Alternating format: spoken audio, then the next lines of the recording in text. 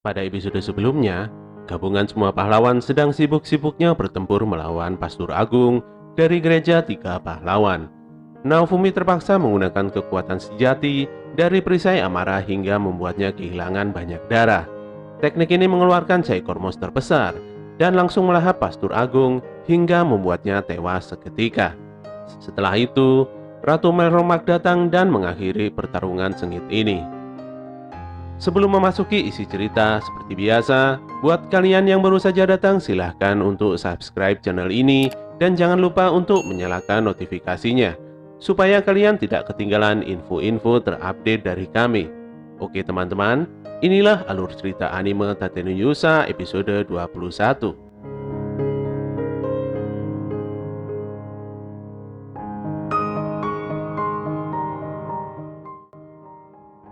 Naofumi terlihat sedang termenung di tepi pantai ditemani dengan Raptalia, Viro, dan Melty. Suara debur ombak dan burung camar mewarnai kebersamaan mereka saat itu. Scene ini mengingatkan kita pada saat awal episode 1 anime ini. Ketika itu Naofumi melihat sebuah reruntuhan bangunan dengan sebuah bendera di atasnya. Ternyata dia sedang bermimpi dan bangun dari tidur panjangnya. Tubuhnya penuh dengan perban akibat dari pertarungan terakhirnya melawan pastur gereja Tiga Pahlawan. Di sampingnya nampak Raptalia, Viro, dan Melty yang sedang kelelahan menjaganya. Mereka bertiga sangat senang saat melihat Naofumi telah bangun dari istirahatnya. Sejujurnya, Naofumi masih belum mengerti dengan apa yang telah terjadi. Sepertinya, Naofumi yang sudah tidak sadarkan diri setelah bertarung melawan pastur gereja, langsung dibawa ke gedung medis milik keluarga kerajaan. Kala itu dia telah tertidur hampir sebulan. Menurut penjelasan Raptalia, sang ratu berusaha mati-matian untuk menyelamatkannya. Teknik blood sacrifice memang adalah skill terkutuk yang sangat kuat, tapi skill ini menghancurkan musuh dan juga tubuh penggunanya. Sepertinya Naofumi harus berpikir lebih dulu sebelum menggunakan skill ini kembali. Saat mengetahui Naofumi telah siuman, Ratu Melromak langsung bergegas menemuinya. Ratu juga merasa lega melihat Naofumi bisa keluar dari kondisi yang kritis. Dia kembali memperkenalkan dirinya sebagai ratu kerajaan ini yang bernama Mirelia Q. Melromark.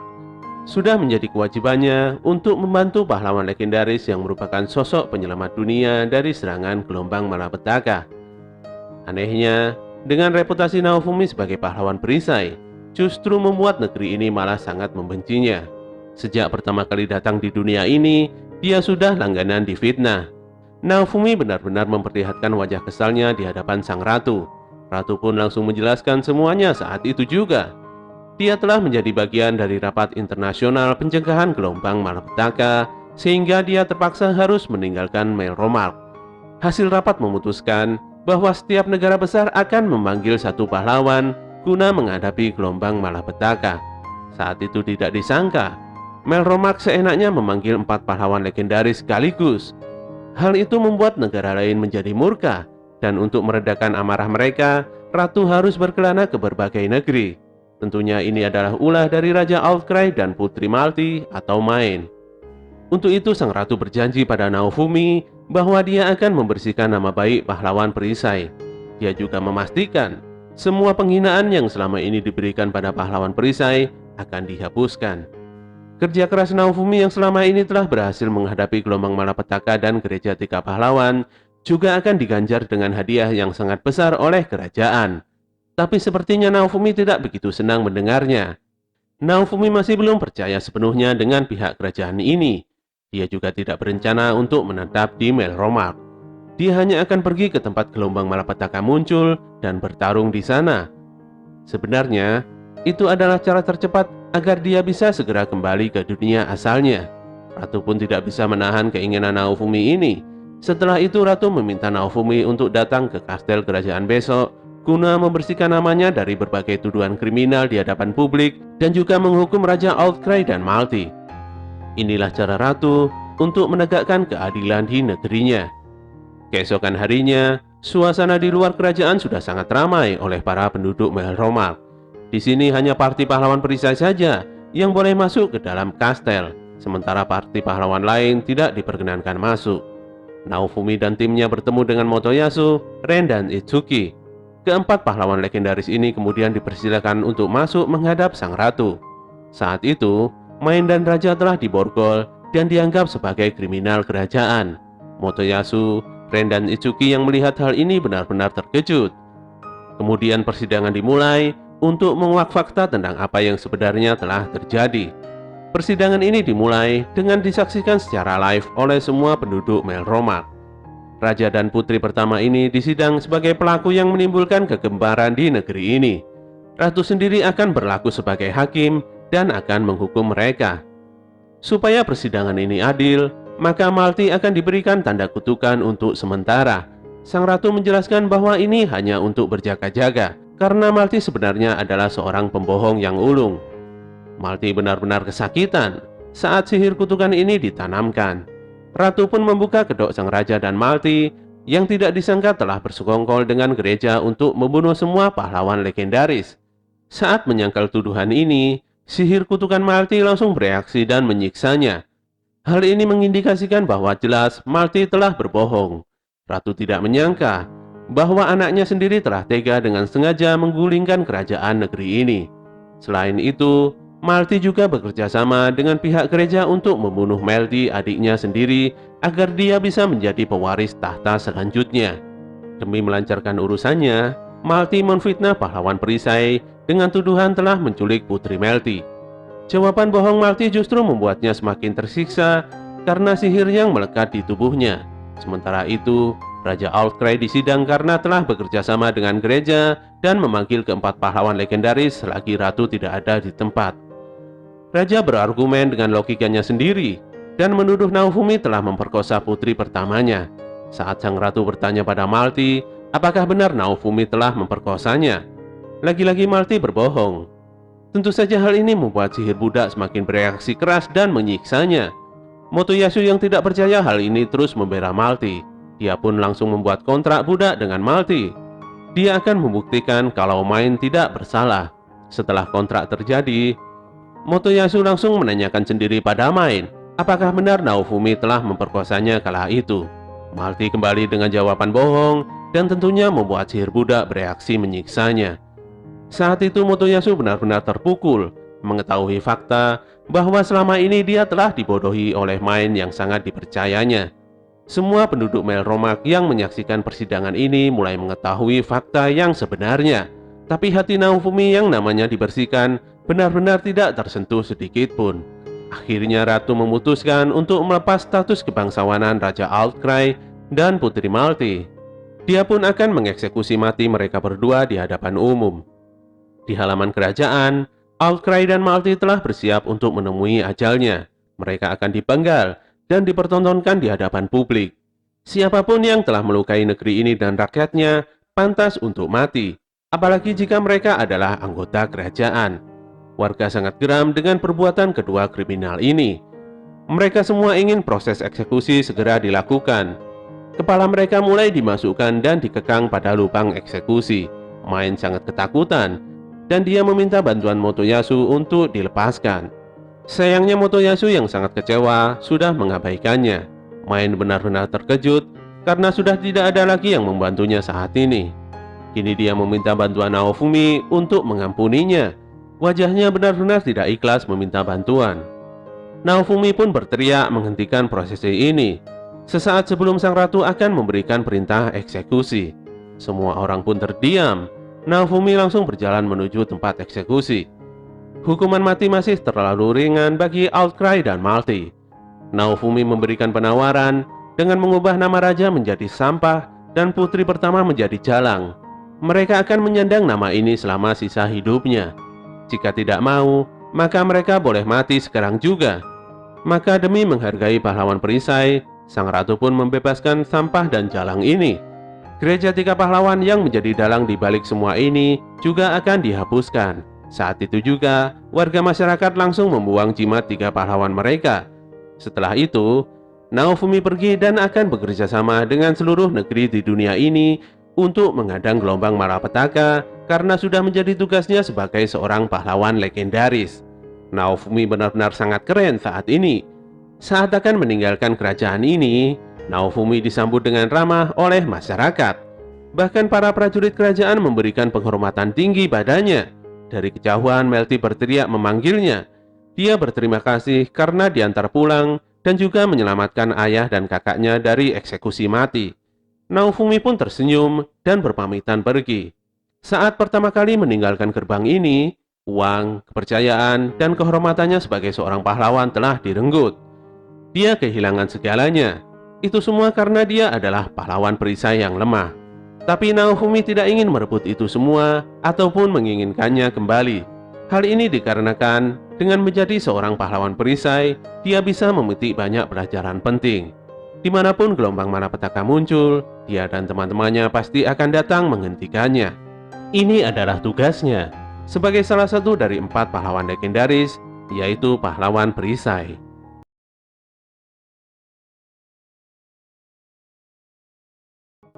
Pada pagi hari berikutnya, Naofumi nampak sedang ketiduran dalam perjalanannya ke ibu kota.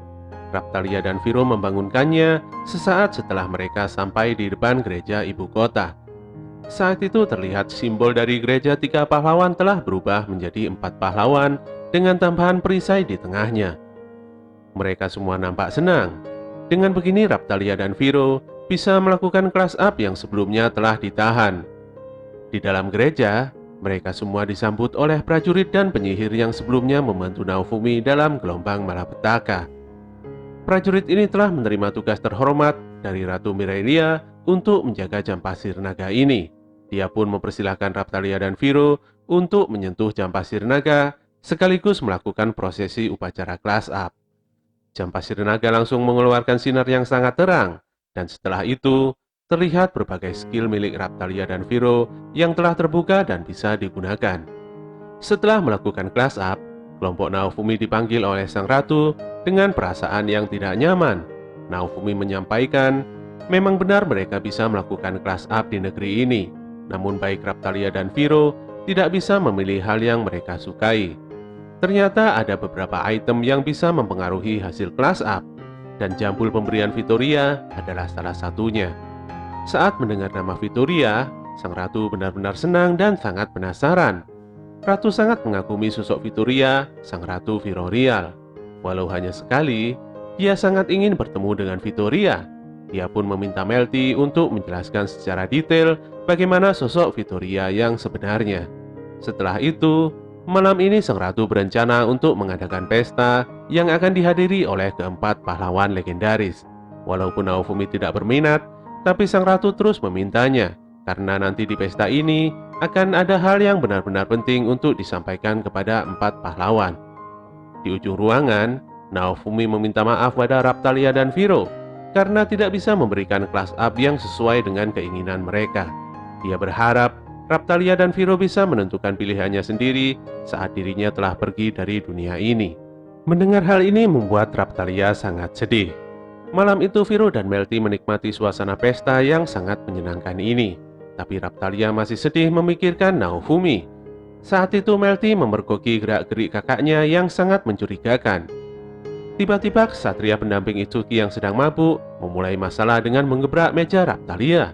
Dia merasa muak dengan kehadiran manusia setengah binatang dan menghina Naofumi di depan tamu undangan lainnya. Merasa tidak terima, Raptalia langsung meladeni ksatria mabuk ini. Di ruangan pembantu, Main secara diam-diam memberikan racun pada sebuah makanan. Tapi aksinya itu terlihat jelas oleh Melty. Melty pun bertanya pada siapa makanan ini akan disajikan. Di tempat lain, Ratu dan keempat pahlawan sedang berkumpul dan melakukan rapat tertutup. Ratu menyampaikan bahwa sebentar lagi Pulau Kalmira akan segera aktif. Semuanya nampak senang, karena di pulau itu akan muncul bonus field. Sekali dalam 1 dekade, ada fenomena yang menyebabkan peningkatan jumlah EXP yang diterima di sana. Sepertinya Naofumi tidak mengetahui hal ini. Sesaat kemudian, Melty masuk dan menyampaikan bahwa Main atau si Jalang telah meracuni makanan yang akan diberikan pada Naofumi. Motoyasu yang membelanya tidak bisa berkata apa-apa, karena si Jalang yang telah ditanamkan sihir kutukan langsung mengakui perbuatannya. Pembicaraan kembali berlanjut. Ratu Mirelia meminta kepada semua pahlawan agar bisa menaikkan level dengan efisien di Pulau Kalmira. Untuk itu dia menginginkan semuanya untuk saling berbagi informasi demi kebaikan bersama. Tapi Motoyasu, Ren dan Itsuki menolak hal itu. Hal ini membuat sang ratu dengan jujur mengungkapkan bahwa pada gelombang malapetaka selanjutnya, nyawa para pahlawan selain Naofumi pasti akan melayang. Hal ini membuat trio Koplak menjadi terkaget-kaget. Ya, kami menyebutnya trio Koplak saja daripada harus membaca nama mereka satu persatu. Ratu menyimpulkan, di gelombang sebelumnya trio Koplak dengan sangat mudah bisa dikalahkan. Jadi dia tidak yakin di gelombang selanjutnya mereka sanggup untuk bertahan. Akhirnya masing-masing pahlawan memberikan informasi berharga miliknya, seperti mengkopi senjata dasar dan berteleportasi ke tempat yang mereka pernah kunjungi. Naofumi benar-benar tidak menyangka ada hal semacam itu di dunia ini. Hal ini benar-benar membuka wawasan baru untuknya. Tapi tidak selang beberapa lama, trio Koplak ini kembali bertengkar memperdebatkan masalah senjata masing-masing. Trio Koplak yang tidak bisa diajak diskusi ini membuat Naofumi muak. Dia pun segera keluar dari ruangan rapat ini. Sementara di ruang pesta, kondisinya sudah porak-poranda karena perkelahian Raptalia dengan parti pahlawan lainnya. Malamnya, Naofumi merenungi semua informasi dari trio Koplak. Setidaknya dia ingin untuk mempercayai perkataan mereka. Tanpa diduga, ternyata skill dasar untuk mengkopi senjata di perisainya telah aktif. Ternyata yang dikatakan trio Koplak ada benarnya. Paginya Naofumi dan timnya mulai bergegas menuju Pulau Kalmira. Setelah berpamitan, dia mampir ke toko senjata milik Paman Enhard. Saat itu Naofumi dengan seenaknya mengkopi semua perisai mahal di sana. Hal ini membuat Paman Enhard marah bukan main. Karena dengan begini maka dagangannya tidak akan laku. Dia hanya bisa pasrah dan memastikan nanti Naofumi harus membayar semua kerugiannya ini. Naofumi hanya bisa tersenyum puas dan mengiyakannya. Kelompok Naofumi pun melanjutkan perjalanannya. Saat itu Raptalia meminta Naofumi untuk berjalan memutar agar dia bisa mampir ke desa Seyaete. Di sana Raptalia bersama dengan Kiel berdoa di depan makam Livana. Kiel berjanji pada Raptalia bahwa dia pasti akan mengubah desa ini kembali seperti sedia kala. Saat sedang berkeliling dan melihat kondisi desa, Naofumi disapa oleh seorang lelaki petualang yang ramah. Dia mengungkapkan kesedihannya pada desa ini. Pemandangan desa ini sangatlah suram, karena sejauh mata pemandang, hanya nampak reruntuhan bangunan sisa-sisa kehidupan sebelumnya. Setelah itu, rekan wanitanya mengajak lelaki petualang ini untuk segera bergegas dari kampung ini. Mereka pun berpamitan pada Naofumi. Reiknot, Kiel, dan para penduduk desa ini mengucapkan salam perpisahan pada Raptalia. Sejalan dengan itu, Raptalia dan Viro bertanya pada Naofumi, apakah Naofumi nantinya akan meninggalkan mereka berdua? Raptalia tidak bisa membayangkan kalau nantinya akan ditinggalkan oleh Naofumi. Naofumi pun menjawab bahwa dia tidak akan meninggalkan partinya. Dia tidak bisa menyerahkan dunia ini pada pahlawan trio Koplak yang sembrono itu. Minimal dia ingin melihat Raptalia dan Viro bahagia sebelum meninggalkan mereka berdua. Raptalia benar-benar sangat senang mendengar jawaban dari Naofumi. Perjalanan pun berlanjut. Dari kejauhan mereka bisa melihat kapal kerajaan Melromark yang nantinya akan mereka naiki menuju Pulau Kalmira. Dalam satu hari, hanya ada satu kapal yang berlayar. Tentu saja hal ini membuat trio Koplak terlihat tolol karena tadinya mereka bertiga berniat berangkat duluan dan meninggalkan kelompok Naofumi di belakang. Di dalam kapal, seorang kru meminta maaf. Sebenarnya kamar khusus untuk pahlawan perisai telah disiapkan. Sayangnya, 3 pahlawan Koplak yang datang duluan dengan teganya mengambil semua kamar yang ada. Naofumi pun diarahkan untuk berbagi kamar dengan seseorang. Setelah mengetuk pintu dan memasuki kamar, Naofumi tidak menyangka bahwa di kamar ini telah diisi dengan 2 orang petualang ramah yang dia temui tadi di kampung halaman Raptalia.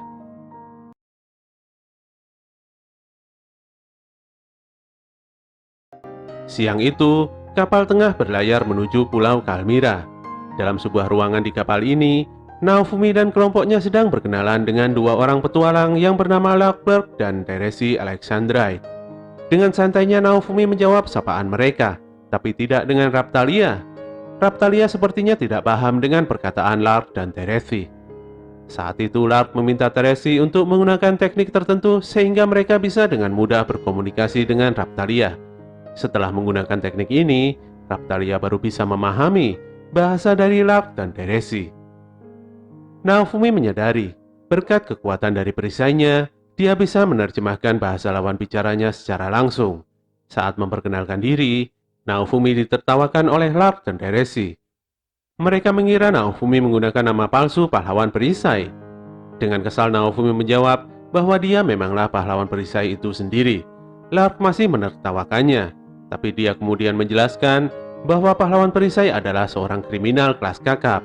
Pahlawan ini dikenal karena telah berulang kali merampok, mengancam, dan menyandra. Parahnya lagi, dia menggoda pejabat tinggi kerajaan hingga disebut sebagai iblis yang kejam. Anehnya, Naofumi tidak mengelak atas semua tuduhan itu. Lark percaya bahwa Naofumi bukanlah iblis sekeji itu. Dia menawari Naofumi dan kawan-kawan untuk menaikkan level bersama-sama karena semakin banyak orang maka akan semakin efektif. Saat itu Naofumi dipanggil oleh kru kapal untuk berkumpul dengan pahlawan lainnya. Saat sampai di geladak kapal, terlihat trio koplak nampak sedang mabuk laut. Mereka kaget melihat Naofumi masih baik-baik saja. Sebenarnya Naofumi ingin menjelaskan tentang fungsi penting dari masing-masing senjata legendaris. Tapi sayangnya trio koplak tidak bisa mendengarkan semua penjelasannya karena mereka benar-benar sedang kesakitan. Lark dan Teresi mendatangi Naofumi. Teresi mengetahui bahwa Naofumi pandai membuat kerajinan dari batu. Dia ingin dibuatkan sebuah aksesoris oleh Naofumi. Tentunya Teresi akan memberikan biaya atas jasa pembuatan aksesoris batu tersebut. Teresi pun memberikan material batu berwarna merah yang sangat bagus. Walaupun agak lama membuatnya, Naofumi menyanggupi permintaan Teresi ini. Akhirnya kapal mereka telah sampai di Pulau Kalmira. Suasana pelabuhan sangat ramai dan panas. 4 pahlawan legendaris ini disambut dengan hangat oleh Habenberg. Habenberg sendiri adalah penanggung jawab dari Pulauan Kalmira ini. Dia datang untuk membantu keempat pahlawan legendaris menuju penginapan. Melihat kondisi trio koplak yang masih mabuk, maka Habenberg terpaksa melayani Naofumi seorang. Kepulauan Kalmira adalah sekumpulan pulau-pulau kecil. Alasan tempat ini menjadi tujuan wisata terkenal adalah karena ada legenda bahwa pahlawan terdahulu berlatih di sini. Di pusat pulau, Naofumi dan kelompoknya didatangi lagi oleh Lark dan Teresi. Kepergian Naofumi dan kelompoknya membuat Lark dan Teresi menganggap Naofumi sangat dingin. Mereka kemudian memberikan penawaran kembali pada Naofumi supaya bisa bergabung untuk naik level bersama-sama. Mereka semua sama-sama baru datang di pulau ini, jadi membentuk party sepertinya adalah pilihan yang tepat. Melihat Lark dan Teresi yang sepertinya sudah terbiasa bertarung, Naofumi pun memutuskan untuk menaikkan level bersama mereka. Sebelum itu, mereka harus segera menaikkan levelnya karena waktu sudah hampir sore. Kelompok Naofumi tidak menyia-nyiakan kesempatan ini. Mereka bertarung dengan monster demi bisa menaikkan levelnya dengan maksimal. Kekuatan pulau ini memang benar-benar luar biasa. Hanya dengan mengalahkan monster kecil, mereka bisa mendapatkan EXP yang lumayan besar. Sepertinya yang dikatakan Ratu benar adanya. Mereka bertiga menghabiskan waktu untuk terus menghajar monster. Tiba-tiba EXP mereka tidak bertambah. Ternyata di sana ada trio koplak dan tentu saja mereka bertengkar berebut lokasi perburuan layaknya seorang bocah. Naofumi langsung memutuskan pindah dari lokasi tersebut. Mereka berpindah ke pulau sebelah dengan menggunakan perahu. Di sana mereka malah bertemu dengan monster yang besar. Hal ini sangat menguntungkan karena mangsa mereka memberikan EXP besar dan item yang sangat berguna. Walau hari sudah mulai petang, Naofumi dan kelompoknya masih berusaha untuk meningkatkan levelnya. Semakin malam, item yang mereka temukan semakin bagus. Namun musuh yang muncul juga semakin buas. Saat itu kelompok Naofumi waspada karena seperti ada makhluk yang mendekat. Ternyata itu adalah Lark dan Teresi. Mereka berdua datang mencari kelompok Naofumi karena khawatir Naofumi masih belum kembali. Melihat kondisi yang memang sudah malam dan ini masih hari pertama, Naofumi memutuskan untuk kembali ke penginapan. Suasana malam saat itu benar-benar sangat menyenangkan.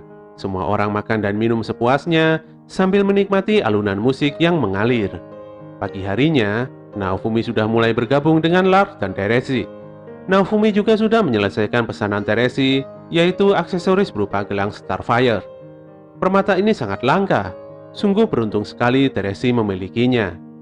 Saat melihat gelang ini, Teresi tiba-tiba menangis. Dia tidak menyangka Naofumi bakal mengerjakan pesanannya dengan sangat serius.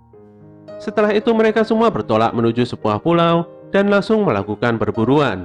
Di sini Lark dan Teresi langsung menunjukkan kemampuannya dalam berburu monster yang benar-benar tidak biasa. Kemampuan mereka sebagai petualang sungguh tidak bisa diremehkan. Teresi yang telah menerima gelang Starfire langsung merapalkan sihir yang benar-benar aneh. Bahkan Raptalia sendiri tidak pernah sekalipun mendengar rapalan sihir seperti itu. Raptalia benar-benar merasa aneh, tapi dia sadar dan akan terus bertarung bersama dengan yang lainnya. Level mereka semua naik dengan sangat pesat.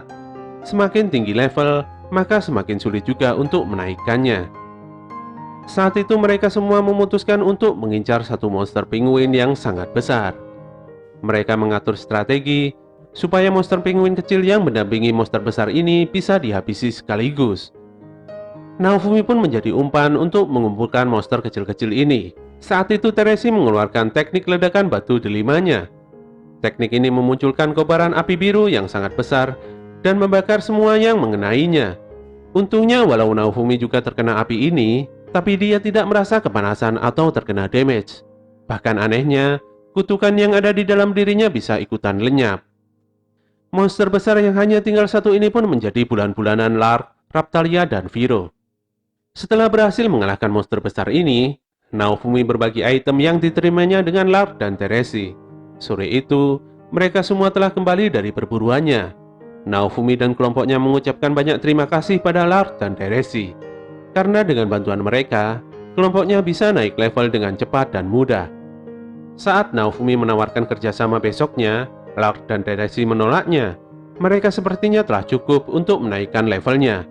Setelah Lark dan Teresi berpamitan, besoknya Naofumi berencana untuk liburan. Di pantai, nampak Naofumi yang sedang bersantai sendirian. Saat itu Viro mendatanginya dan memberitahukan bahwa dia telah menemukan pulau dengan cahaya merah di dasar laut. Di sana juga ada sebuah bangunan yang sangat besar. Naofumi yang sudah kesulitan untuk naik level, nampaknya ingin mencoba peruntungannya di sini. Dengan menggunakan kostum penguin, Naofumi dan kelompoknya menyelam ke tempat bangunan kuno yang telah ditemukan oleh Viro. Walaupun di dasar laut, namun bangunan ini masih nampak utuh dan kokoh. Saat tepat berada di gerbang bangunan, Naofumi tidak yakin bisa membuka gerbang ini karena mereka sedang berada di dalam air. Tapi hal yang tidak diduga terjadi. Saat Naofumi menempelkan tangannya, perisainya bereaksi dan dengan mudah membuka gerbang tersebut. Mereka bertiga pun langsung masuk ke dalam bangunan kuno ini. Suasana di dalam bangunan ini sangat gelap. Naofumi memerintahkan Raptalia untuk menggunakan sihir cahaya hingga menerangi seluruh ruangan. Saat itu Naofumi sangat terkejut karena di hadapannya ada jam pasir naga. Semua tempat yang memiliki jam pasir naga pasti akan diserang oleh gelombang malapetaka. Raptalia dan Viro sangat khawatir pada penduduk pulau ini apabila gelombang malapetaka datang. Saat itu perisai Naofumi bereaksi pada jam pasir naga ini. Dan yang mengejutkan, gelombang malapetaka akan datang dalam waktu 2 hari lagi.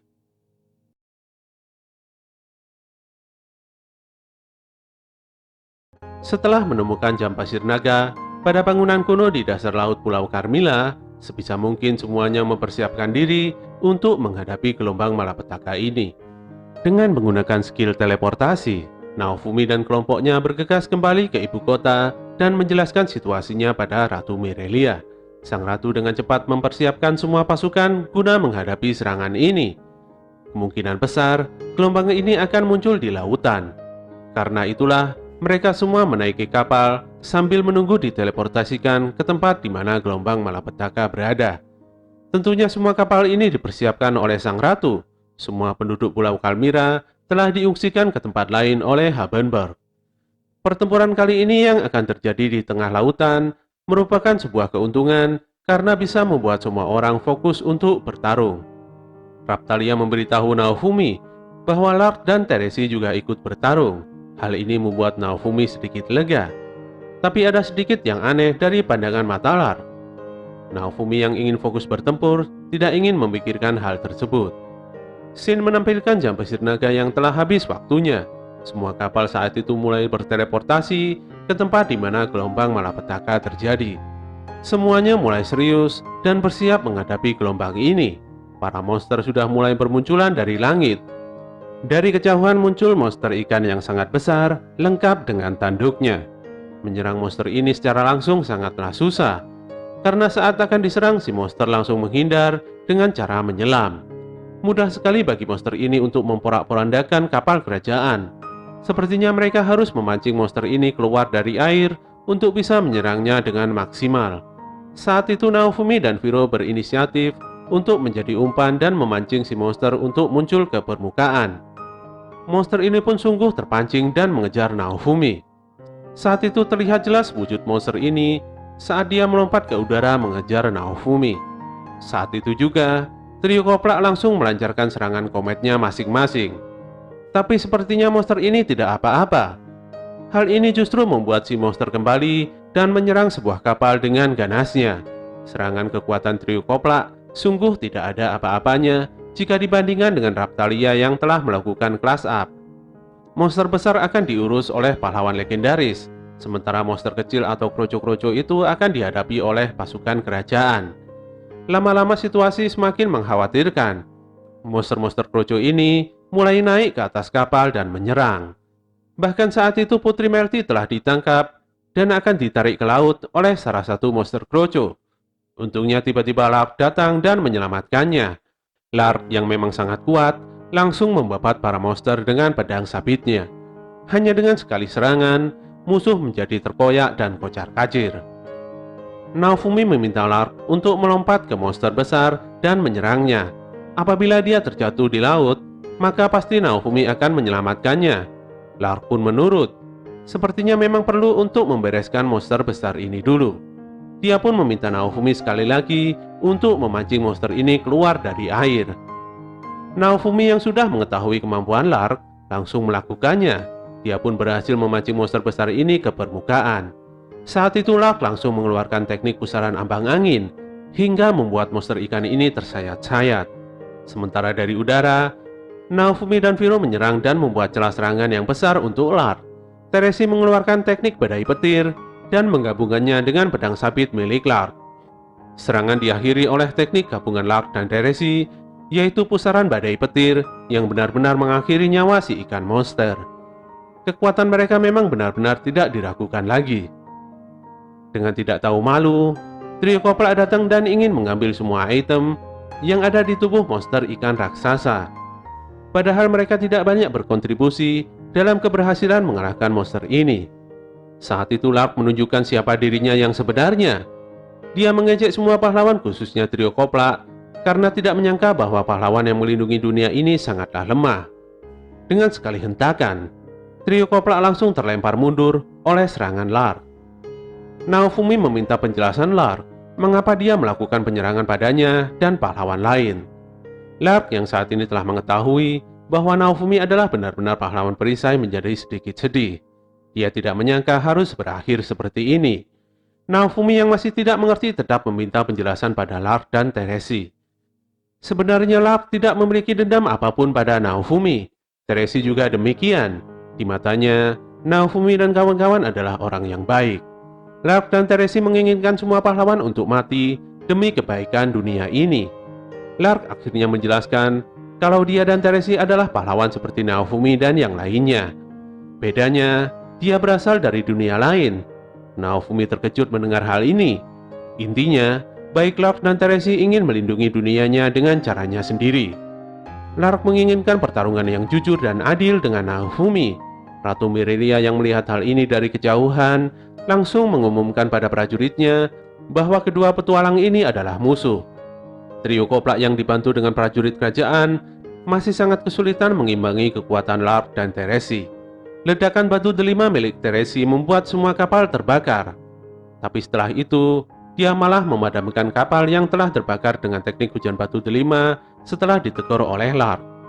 Sepertinya Teresi hanya ingin memastikan bahwa pertarungannya nanti tidak diganggu oleh orang lain. Naofumi menjadi sedikit bingung, apa sebenarnya tujuan dari kedua orang ini? Faktanya, Lark dan Teresi membiarkan orang lain untuk hidup. Mereka berdua hanya mengincar Naofumi saja karena dia dianggap yang paling kuat. Raptalia dan Viro marah. Mereka tidak akan membiarkan sesuatu yang buruk menimpa tuannya. Pertarungan pun terjadi. Lark sedikit terkejut karena Naofumi memiliki serangan yang menarik. Walau dia hanyalah seorang pahlawan perisai yang hanya bisa bertahan saja. Di sisi lain, Melty terjun ke sebuah kapal dan memaksa seorang gadis petualang untuk membantunya mengantar ke tempat Naofumi. Gadis ini ternyata adalah parti dari Itsuki dan dia tidak bisa menolak permintaan Melty. Dalam pertempurannya melawan Lark, Naofumi sedikit kebingungan karena dia merasa kesakitan, padahal dia dalam mode pertahanan penuh. Saat Naofumi menanyakan kebenaran dari teknik ini, Lark tidak menyangkalnya. Dia memang memiliki teknik serangan yang bisa menetralisir semua pertahanan lawannya. Semakin kuat pertahanan musuh, maka semakin besar damage yang diterima musuhnya tersebut. Dengan kata lain, ini adalah teknik yang sempurna untuk melawan pahlawan perisai. Tiba-tiba Melty telah sampai di tempat Naofumi dan kawan-kawan. Dia meminta Naofumi untuk segera membereskan kedua pahlawan musuh ini dan segera pulang ke rumah. Setelah itu pertarungan terjadi lagi. Namun saat ini Naofumi menggunakan strategi serangan gabungan dengan kelompoknya. Lark dibuat sedikit kerepotan dengan serangan kombinasi ini. Namun demikian, Lark masih bisa bertahan. Lark memuji serangan kombinasi ini, khususnya kekuatan hebat perisai Naofumi yang bisa digunakan dengan sangat optimal. Naofumi benar-benar mengakui kekuatan dari Lark dan Teresi yang merupakan pahlawan sesungguhnya dari dunia lain. Sejujurnya, kalau dibandingkan dengan trio Koplak, kekuatan mereka bagaikan langit dan bumi. Tapi saat ini bukanlah waktu yang tepat bagi Naofumi untuk memuji musuh.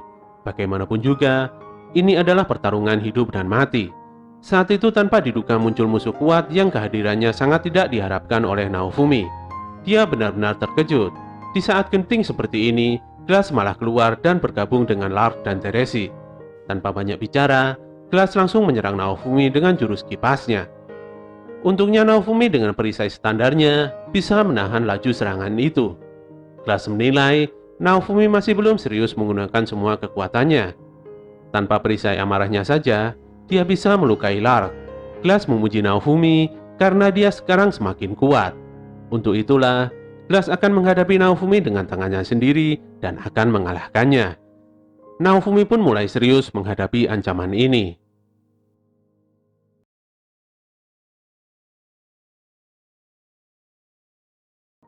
Hingga detik ini, gelombang malapetaka masih belum menunjukkan tanda-tanda akan berakhir. Sepertinya, bila tidak mengalahkan pahlawan dari dunia lain ini, maka gelombang ini tidak akan berakhir. Pihak kerajaan benar-benar tidak bisa berbuat banyak.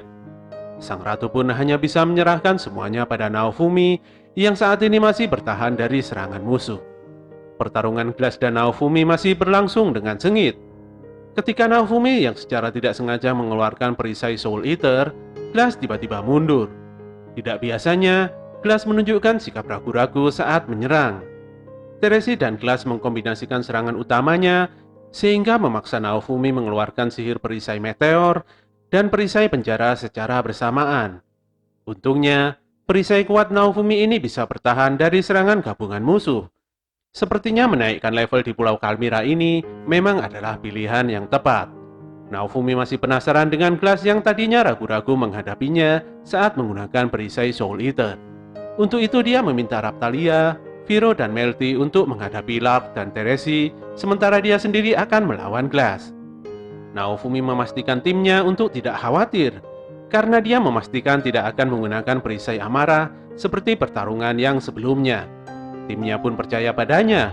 Saat itu Naofumi langsung pergi ke kapal sebelah untuk menghadapi Glass 1 lawan 1. Glass yang kuat sangat senang bisa menghadapi Naofumi 1 lawan 1. Tapi dia menjadi heran. Mengapa Naofumi mau membiarkan timnya bertarung dengan Lark dan Teresi? Mereka adalah petarung yang kuat. Sepertinya Naofumi benar-benar percaya akan kemampuan timnya ini. Di sini Naofumi mengetahui fakta bahwa sebenarnya Glass adalah pahlawan kipas, dan dia juga merupakan wadah yang melindungi dunia dari serangan gelombang. Glass pun langsung menyerang Naofumi dengan berbagai teknik serangan miliknya. Naofumi merasakan serangan Glass memang sangat cepat, tapi kekuatannya lebih lemah dari sebelumnya. Sambil menahan serangan dengan perisainya, Naofumi kemudian mengganti perisainya dengan perisai Soul Eater. Saat itu perisai ini menyerap banyak kekuatan Glass hingga membuatnya sangat kesakitan. Kini dugaan Naofumi terbukti. Kelemahan Glass adalah perisai Soul Eater. Untuk manusia biasa, perisai Soul Eater hanya akan menyerap SP-nya saja. Tapi kalau digunakan pada Glass, sepertinya perisai ini juga akan merenggut nyawanya. Naofumi sudah merasa di atas angin. Dia meminta Glass untuk menyerah saja dan mengakhiri pertarungan ini supaya gelombang malapetaka segera berakhir.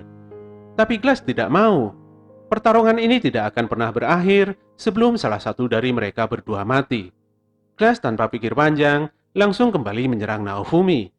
Tapi dia malah kesakitan sendiri menghadapi kekuatan perisai Soul Eater. Naofumi memintanya untuk berhenti menyerang, tapi tetap saja, selama nyawa masih dikandung badan, Glass akan terus menyerang hingga titik darah penghabisan. Tindakan Glass yang benar-benar ngotot ini memang cukup beralasan, karena dia sebenarnya melakukan ini semua demi dunianya sendiri. Dia memperingatkan Naofumi untuk bertarung dengan lebih serius demi dunianya juga. Saat Glass bertanya pada Naofumi, apakah dia benar-benar serius akan melindungi dunia ini, saat itu Naofumi sedikit bimbang. Apa dia memang ingin melindungi dunia ini? Dunia yang seenaknya sendiri menyeretnya masuk dan hanya memberikan penderitaan padanya. Berbagai pertanyaan berputar di otaknya, hingga dia bisa melihat dunia lain milik Glass yang tengah bertahan dari serangan gelombang malapetaka. Teman-temannya di sana sedang menunggu kabar kemenangan Glass. Untuk itulah, Glass tidak boleh kalah di sini. Saat itu Lark memberikan ramuan penenang jiwa pada Glass. Ramuan ini dapat meningkatkan kemampuan Glass dengan lebih optimal. Seketika itu, kekuatan Glass meningkat drastis. Dia bisa menghempaskan Naofumi dengan satu kali pukulan. Raptalia yang melihat Naofumi terdesak langsung menolongnya. Bagaimanapun juga masing-masing dari mereka hanya ingin melindungi dan mempertahankan dunianya. Raptalia yang merupakan pedang Naofumi akan terus berjuang melindungi dunianya supaya tidak ada lagi korban seperti dirinya dan Livana. Ketika Glass kembali menyerang, Naofumi langsung menahannya dengan perisai udara. Dia juga mengubah Soul Eater menjadi perisai amarah dan meledakkan Glass dengan api hijau yang membara. Hebatnya, Glass masih bisa bertahan dari serangan ini. Saat itu tiba-tiba waktu hitungan mundur gelombang malapetaka berakhir telah muncul. Glass sepertinya akan menggunakan seluruh kekuatannya untuk menyerang Naofumi. Melihat hal ini, Naofumi langsung menggunakan kekuatan perisai amarah yang sesungguhnya. Naofumi sadar bahwa dia adalah manusia dari dunia lain. Saat pertarungan melawan gelombang malapetaka ini berakhir, maka dia akan kembali ke dunia asalnya. Sementara di dunia ini, dia bisa menitipkan semuanya pada Raptalia, Viro, dan Melty. Setidaknya itu sudah menjadi alasan yang cukup untuk Naofumi menggunakan perisai amarah ini. Ketika Naofumi telah merapalkan semua sihirnya dan akan mengeluarkan Blood Sacrifice, dia dikejutkan oleh seseorang yang memanggilnya. Seorang gadis kesatria tengah merapalkan sihir angin dan melemparkan tong bom ke udara. Gadis ini meminta Naofumi untuk meledakkan tong ini. Dan tentu saja, Naofumi langsung mengeksekusinya. Tong pun langsung meledak di udara, mengeluarkan seluruh isinya, yaitu cairan buah lukol. Buah lukol adalah bahan dasar untuk membuat bir. Tentu saja Glass langsung mabuk kebingungan karena dia telah basah terkena banyak cairan ini. Glass yang sebenarnya tidak ingin menyerah langsung dihentikan oleh Lark. Lark dan Teresi mengakui kekalahan mereka. Seiring dengan habisnya waktu, Lark, Teresi, dan Glass melayang ke udara dan langsung menghilang. Gelombang malapetaka ini pun akhirnya telah berakhir dan memberikan kemenangan untuk semuanya. Naofumi dan kawan-kawan telah naik level cukup jauh. Dia pun memutuskan untuk kembali ke Melromark, walaupun fenomena di Pulau Kalmira masih berlangsung. Tapi mereka masih belum bisa kembali karena terhadang oleh badai. Mereka semua akhirnya memutuskan untuk liburan selama beberapa hari di pulau ini. Meski demikian, Naofumi masih gelisah memikirkan Lark, Teresi, dan Glass yang melawan gelombang malapetaka di dunianya dengan mengalahkan pahlawan lain di dunia ini seperti dirinya. Naofumi mulai berpikir untuk menambah kekuatan tempur baru karena tidak ada jaminan mereka akan menang melawan Glass di gelombang berikutnya. Saat itu, tiba-tiba Viro menyelamatkan seorang gadis kesatria yang kemarin membantu Naofumi bertempur.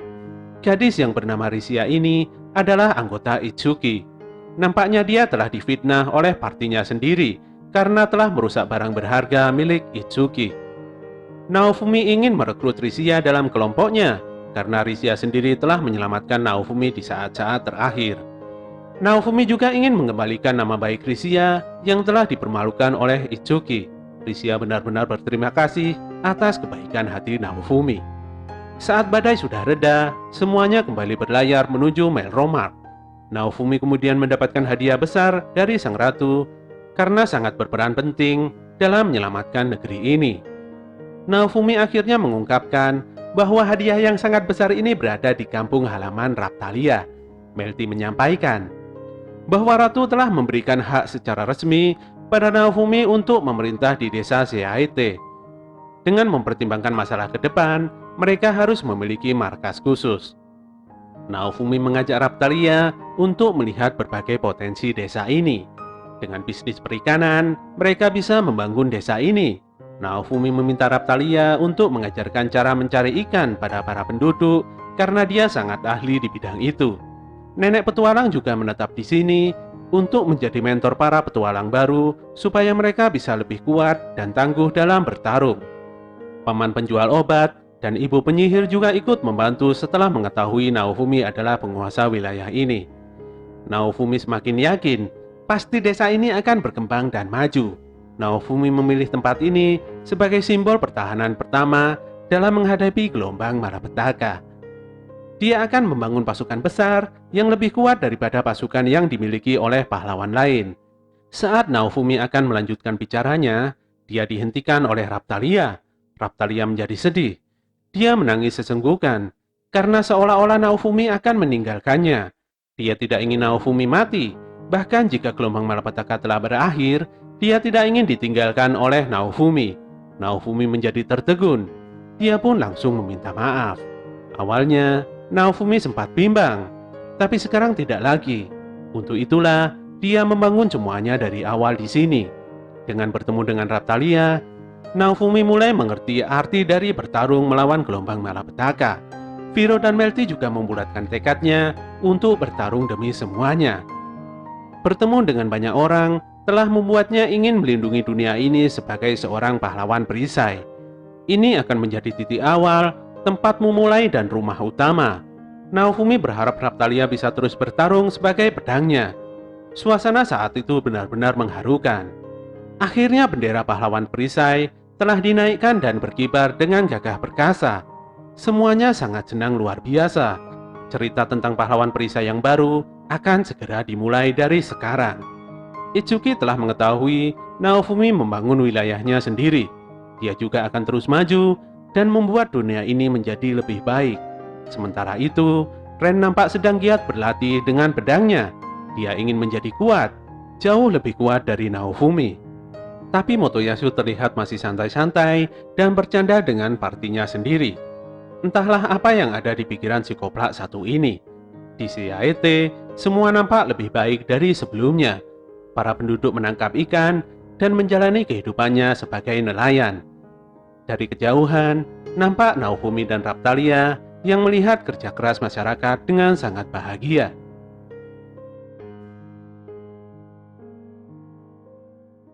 Oke teman-teman, itulah akhir cerita dari anime Tate no Yusa episode 25 yang sekaligus mengakhiri kisah perjuangan Iwatani Naofumi sebagai pahlawan perisai di season 1 anime ini. Semoga kalian semuanya suka. Walaupun anime ini masih berlanjut, akhir cerita dari season 1 ini benar-benar memberikan kita ending yang sangat menyenangkan. Seakan-akan bahwa anime ini telah berakhir. Mari kita semua berharap semoga season lanjutan dari anime ini segera rilis dan bisa kita nikmati bersama-sama. Bantu kami untuk terus mengembangkan channel ini dengan klik tombol like, komen, dan subscribe.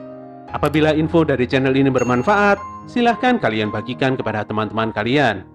Tetap semangat dan sampai jumpa di konten kami selanjutnya.